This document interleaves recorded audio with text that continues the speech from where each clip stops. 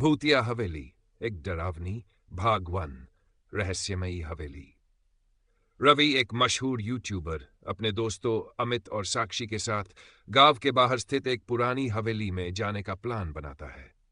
कहा जाता था कि वो हवेली भूतिया है और वहां जाने वाले लोग कभी लौटकर नहीं आते।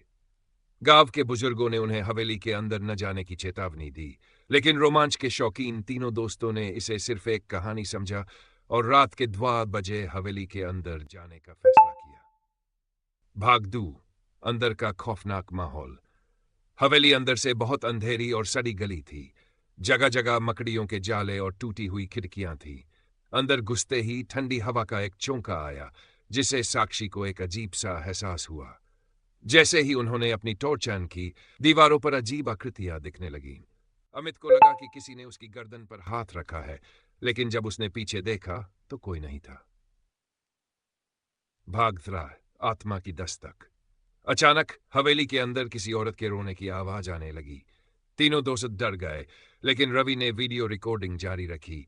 अचानक दरवाजे खुद ब खुद जोर से बंद हो गए।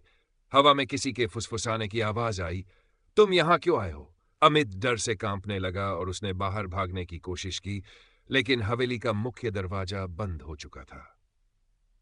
भूतनी का रहस्य। दीवार पर लगी एक पुरानी पेंटिंग में एक लाल साड़ी पहने औरत की तस्वीर थी। साक्षी को ऐसा लगा कि उस औरत की आंखें उन्हें घूर रही हैं।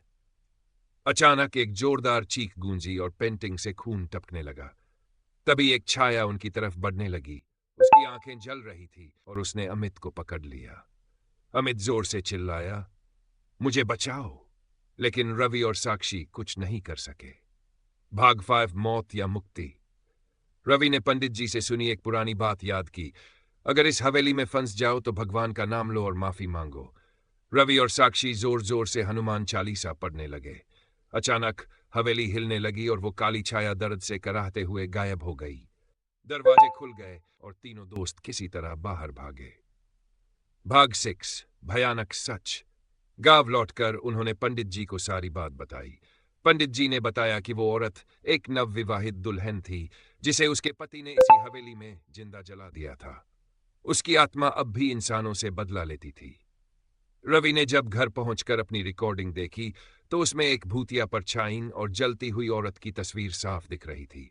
उसके बाद से तीनों दोस्तों ने भूतिया जगहों पर जाना बंद कर दिया, लेकिन रात के अंधेरे में कभी कभी उन्हें वो औरत सपनों में दिखाई देती थी। क्या आप कभी ऐसी जगह गए हैं जहां अजीब घटनाएं हुई हों? अगर हां, तो संभल जाइए, क्योंकि कुछ आत्माएं कभी मुक्ति नहीं पाती।